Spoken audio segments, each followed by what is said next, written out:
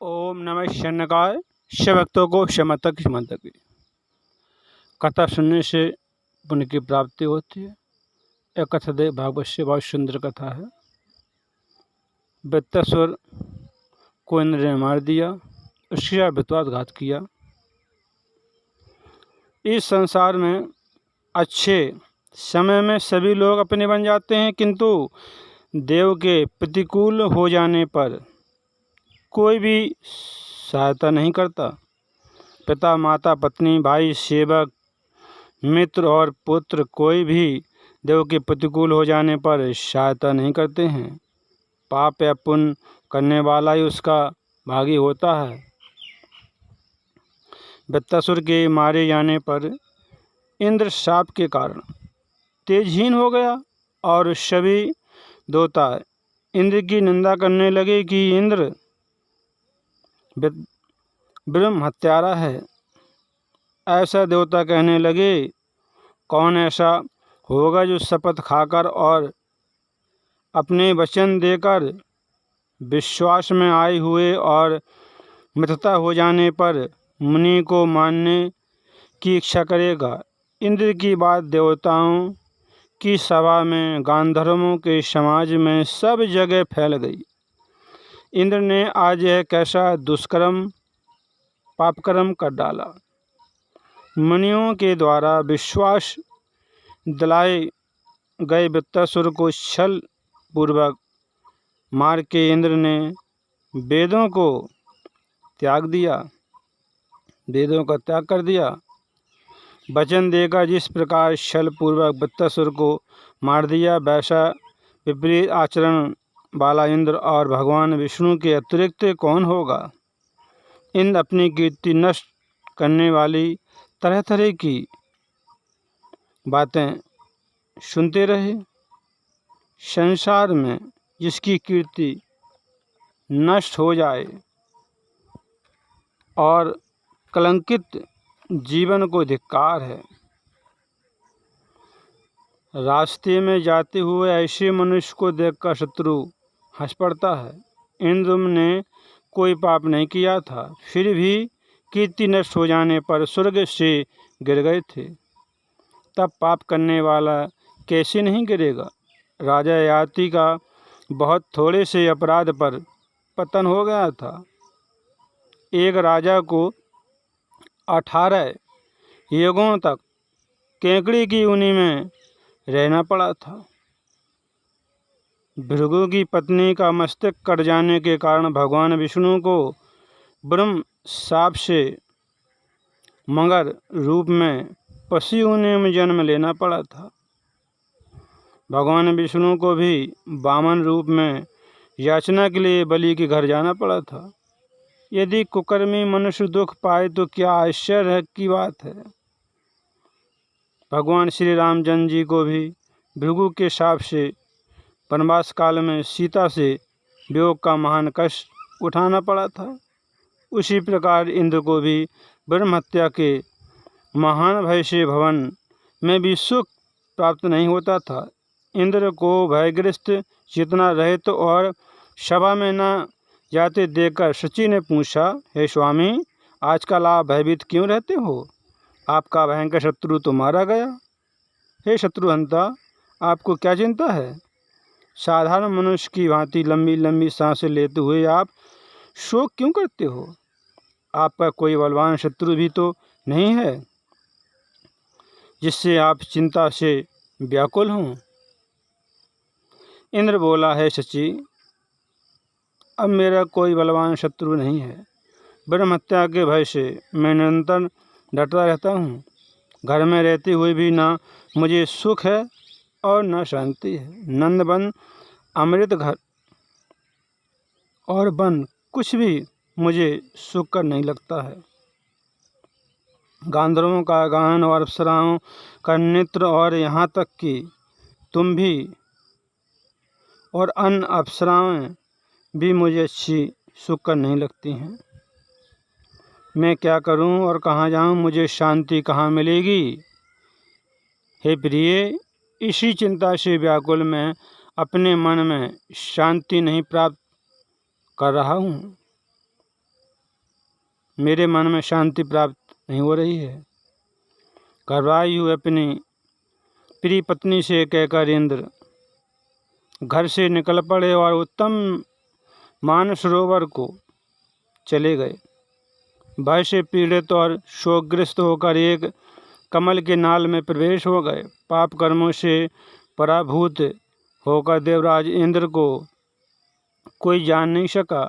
इंद्र सर्प के समान चेष्टा करते हुए जल में छिपकर रह रहे थे। उस समय इंद्र असहाय, चिंतित और व्याकुल हो गए थे। ब्रह्म हत्या के भय से दुखी होकर इंद्र के अदृश्य हो जाने पर देवगण चिंतित हो गए और स्वर्ग में अनेक प्रकार का उत्पात होने लगा। देवता, ऋषि और गंधर्व सभी भयभीत हो गए। उत्पातों के होने से संपूर्ण जगत शोकग्रस्त हो गया। उस समय ऐसी स्थिति उत्पन्न हो गई थी कि पृथ्वी वैभवशून्य हो गई थी। नदियों के स्रोत सूख गए थे और तालाब बिना जल के हो गए थे। इस प्रकार की स्थिति देखकर स्वर्ग के देवता और मुनियों ने विचार किया कि राजा नहुष को इंद्र बना दिया जाए। राजा नहुष को इंद्र बना दिया जाए। राजा नहुष कीड़ा में लीन रहते हुए सदा अप्सराओं से घिरे रहते थे। राजा नहुष के मन में इंद्राणी शची के गुणों को सुनकर उन्हें शची को प्राप्त करने की इच्छा हुई। राजा नहुष ने ऋषियों से कहा कि मेरे पास इंद्राणी शची क्यों नहीं आती हैं? आप लोग और देवताओं ने मुझे इंद्र बना दिया। हे देवताओं, शची को मेरी सेवा के लिए भेजिए।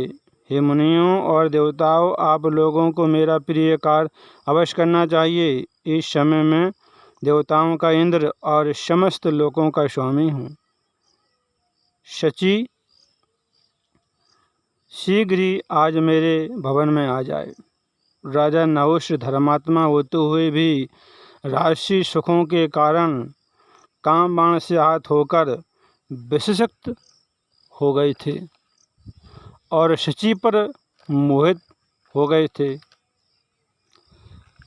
राजा नहुष कामातुर हो गए।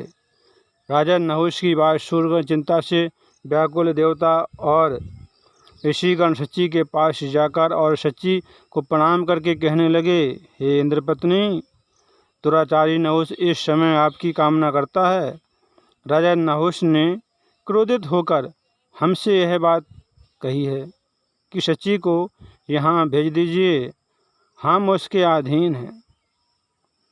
हम कर ही क्या सकते हैं, क्योंकि राजा नहुष को इंद्र बना दिया है। यह बात सुनकर दुखी मन से शची ने बृहस्पति से कहा, हे गुरु, हे ब्राह्मण, राजा नहुष से मेरी रक्षा कीजिए, मैं आपकी शरण में हूँ।